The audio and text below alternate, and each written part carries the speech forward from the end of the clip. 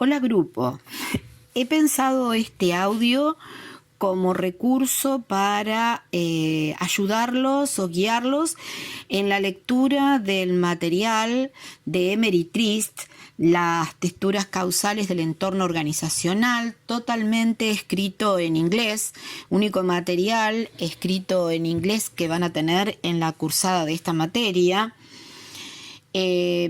Aplicando para ello el enfoque o criterio genealógico de lectura del autor y sus producciones, que lo habíamos visto en el audio anterior.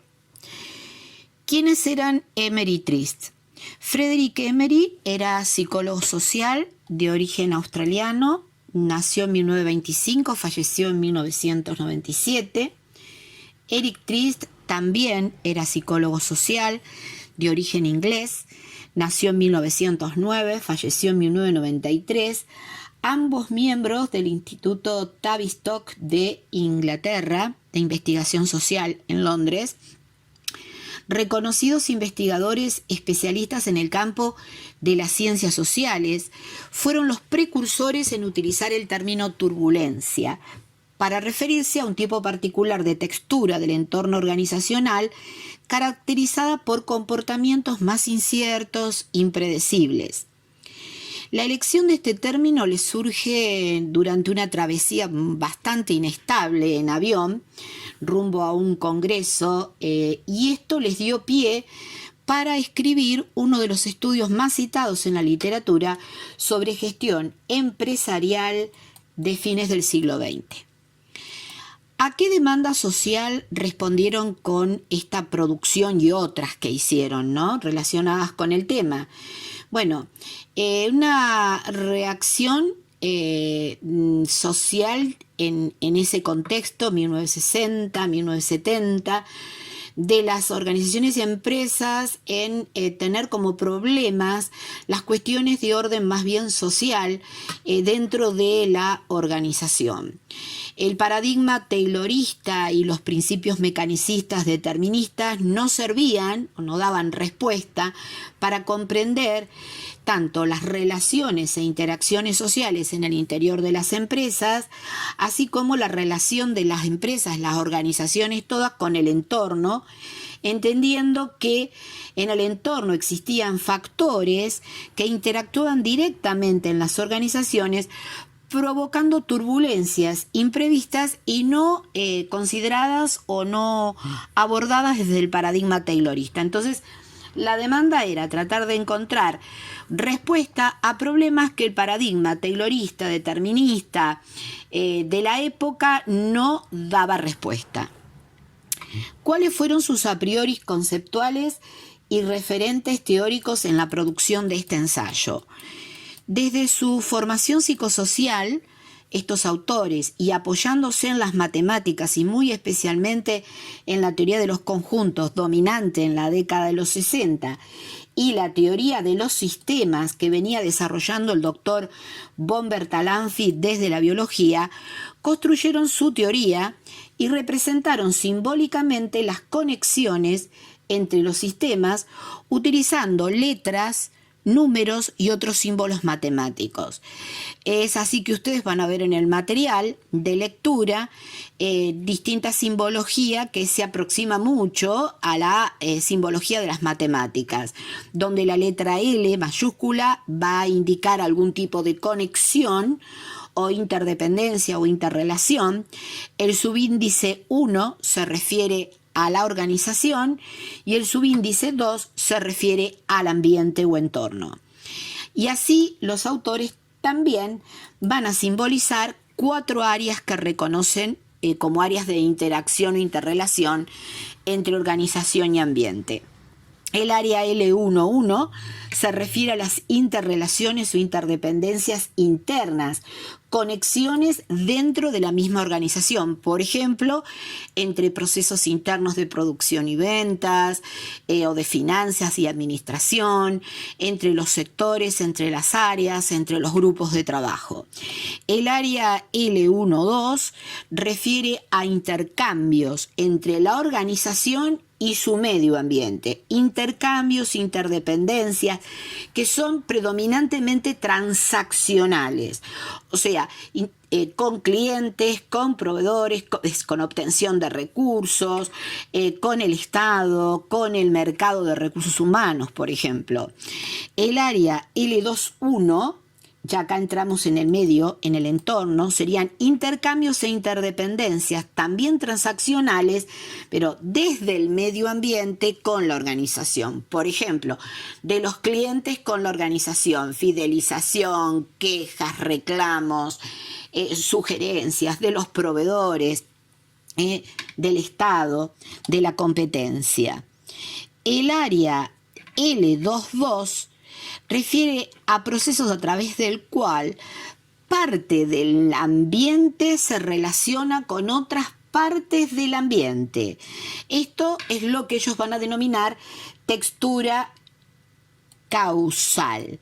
Sería el área de las interdependencias que pertenecen exclusivamente al ambiente en sí y que van a provocar o van a impactar en la organización, que es la que se encuentra inmersa, ¿no es cierto?, interactuando con el ambiente. En L2.2, las leyes que conectan las partes del mismo ambiente o entorno con cada otra parte son inconmensurables, o sea, no pueden predecirse totalmente, 100% todas ellas. Por ejemplo, qué sé yo, los fenómenos de la naturaleza, partes del universo con sus otras partes y sus efectos, fuerzas intervinientes del mismo ambiente, acciones y reacciones del ambiente frente a acciones de las organizaciones y las empresas sobre el mismo, que por ahí no tienen su reacción a corto plazo y a mediano o largo plazo producen efectos. Así, estos autores, entonces, identifican y caracterizan 4 tipos ideales de texturas causales del ambiente organizacional. Quiero aclarar que estos 4 tipos son tipos puros o teóricos. En la realidad pueden existir de forma simultánea en el mundo real de muchas organizaciones o con predominancia una textura sobre la otra. ¿Cuáles son los 4 tipos de texturas causales del ambiente organizacional que reconocen Emeritriz? Con esta pregunta ingresamos desde el criterio genealógico a otra pregunta: ¿cuáles fueron sus aportes teóricos? Y aquí estarían sus aportes teóricos en este ensayo. Reconocen entonces 4 texturas causales del ambiente organizacional. La primera, o tipo 1, la denominan ambiente plácido aleatorio. Veamos cuáles serían las características de este tipo de entorno en el cual las organizaciones habitan o están actuando. Es la textura ambiental más simple, un entorno tranquilo, rutinario, cierto. Las decisiones que se toman en la organización se basan en la certeza, en la previsibilidad. Dado que las organizaciones están relativamente aisladas de las otras, su adaptación en el entorno es aleatoria y casual. No existe distinción entre tácticas y estrategias porque no resulta necesario en ambientes que son estables, predecibles, tranquilos. El ensayo y error no compromete la supervivencia del sistema. Mecanismos de coordinación predominantemente de ajuste mutuo. Lo que el sistema produce se vende en el mercado. Los recursos que el sistema necesita están disponibles aleatoriamente en el ambiente. Organizaciones dentro de estas condiciones pueden existir adaptándose individualmente y en forma efectiva en pequeñas unidades independientes unas de otras. Ejemplo, podríamos decir empresas de servicios públicos, tomando, digamos, la predominancia, ¿no? Ofrecen el servicio, tienen el mercado, no tienen competencia, un almacén de ramos generales en zona rural, que además es una fonda y es una posada. No es necesaria la planificación y gestión de la comunicación de la organización acá, porque el mecanismo de ajuste mutuo funciona muy bien, entorno tranquilo y estable. Tipo 2. ambiente plácido agrupado. Este tipo de ambiente se corresponde, digamos, a características que, si bien mantienen las de la textura anterior, aparece la segmentación o diferenciación entre las organizaciones, ¿no? Por sectores de actividad, por ejemplo. El ambiente sigue siendo estable y previsible, pero diferenciado. Las decisiones se basan en la certeza, evidenciándose la necesidad del riesgo debido a la diferenciación. Aquí ya la adaptación de la organización exige cierto conocimiento del ambiente para contar con los recursos necesarios. Emerge la estrategia diferenciándose de la táctica.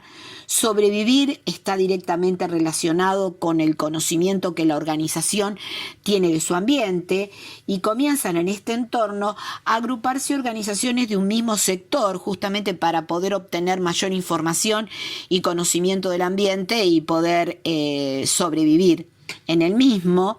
Y las agrupaciones van a ser a través de colegios, de cámaras que nuclea una organización, por ejemplo la sociedad rural, la cámara de textiles, asociación de tríos, serían ejemplos de segmentaciones, de agrupamientos de organizaciones similares o que ofrecen servicio o producto, un bien similar, y que se nutren para obtener mayor información dentro de su sector diferenciado.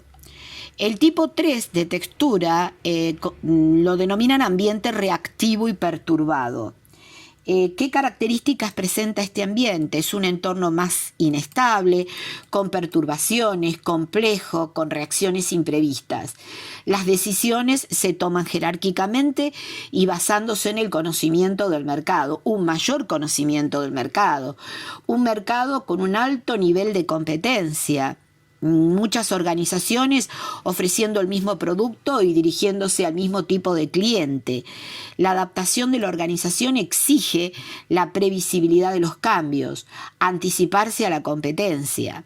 La organización decide y pone en marcha operaciones que desvían a su competencia, asegurándose que las acciones tácticas de sus competidores no se lleven a cabo. Competencia agresiva o salvaje, y aquí encontraríamos conformaciones de grupos corporativos dominantes, fusiones entre empresas para ganar mercado, alianzas entre empresas para sacar del mercado a sus competidores, la estrategia ganar-perder. Tipo 4, que denominan ambiente turbulento, se caracteriza por ser un entorno de campos muy inestables, donde la complejidad, la turbulencia, el alto dinamismo, la intensidad y velocidad de cambios imprevistos y disruptivos, la incertidumbre, las perturbaciones constantes, sociales, políticas, de naturaleza tecnológica, religiosas, predominan. El proceso de decisión se fundamenta en la identificación de las amenazas y las oportunidades externas.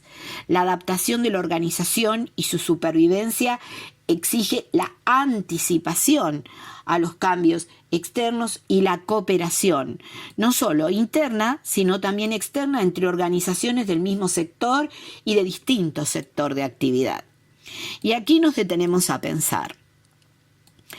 Las organizaciones, y en particular las empresas en conjunto, mantienen un nivel de control sobre el ambiente que va decreciendo de una textura a la otra, situación que se acentúa, sea la pérdida de control o muy bajo control, al llegar a la textura turbulenta, donde los mecanismos de control sobre el ambiente generalmente fallan, convirtiéndose este campo en una fuente propia de inestabilidad del sistema.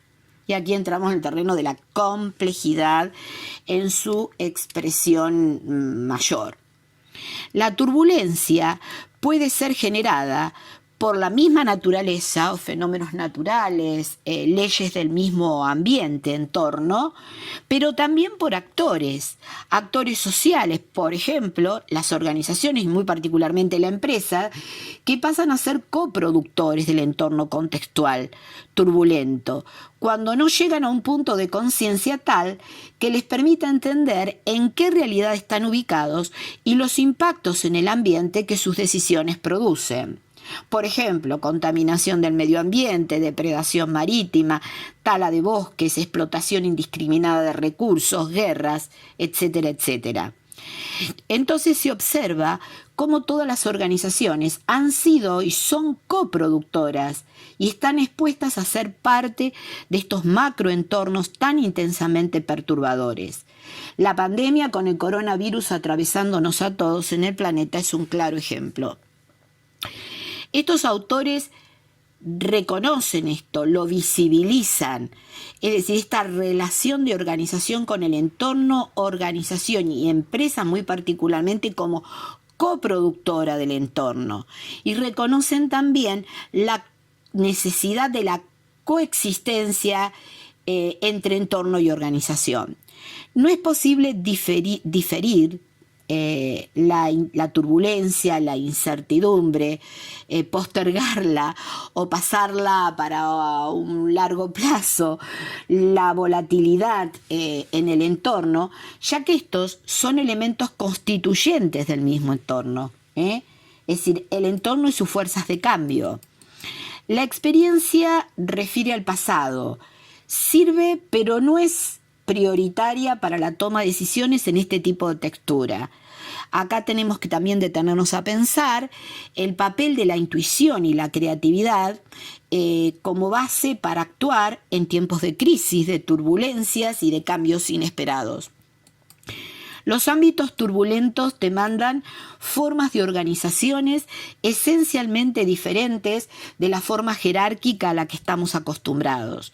Estructuras más flexibles, más horizontales, en red, y cómo proponen estos autores, Emery al final de su ensayo, con nuevos valores en la construcción social de relaciones internas y externas, valores centrados en la cooperación, la solidaridad y la asociatividad con otras organizaciones para construir juntos ambientes más ecológicos donde todos ganan. En síntesis, la teoría ecológica de Emery, para que la relean a partir de esta síntesis que les hago. Y mi pregunta final, para que piensen, y veremos en el próximo audio foros las respuestas que logran producir, sería la siguiente. ¿Cómo se imaginan una red asociativa entre empresas y organizaciones de distinto tipo en nuestra región actualmente? ¿Tienen algún ejemplo que se aproxime a la teoría ecológica de Emery? Nos vemos en un próximo audio o en un futuro próximo encuentro en el campus.